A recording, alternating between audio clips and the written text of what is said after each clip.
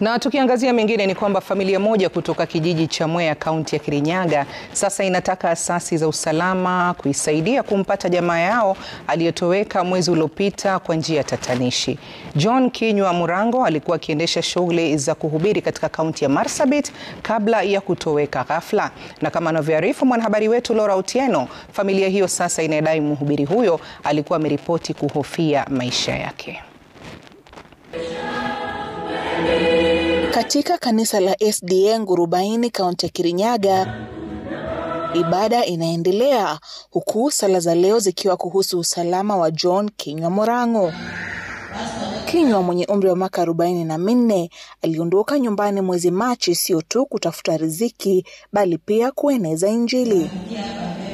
Hatua ambayo familia yake ilitarajia itakuwa mwanzo wa mwamko mpya sasa imegeuka kuwa jinamizi. Na tukafanya sherehe hiyo tukiwa na great hope kwamba huyu ataingia katika mission na asaidie watu.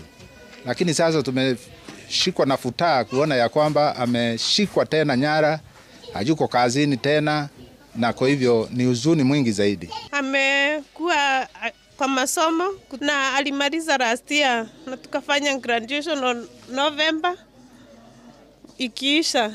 Na sasa aliripoti kwa kazi huko Kate on date 10 March na kutoka 24 April amepotea.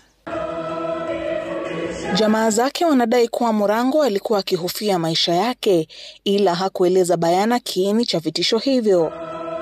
Kwa sasa familia imebaki katika njia panda. Tunaomba kwa hisani ya serikali yetu.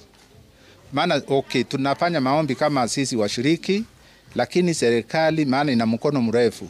Iungane nazi tuweze kutafuta huyu ndugu yetu arudi katika kazi na arudi katika familia yake. Laura Otieno, Runinga ya Citizen.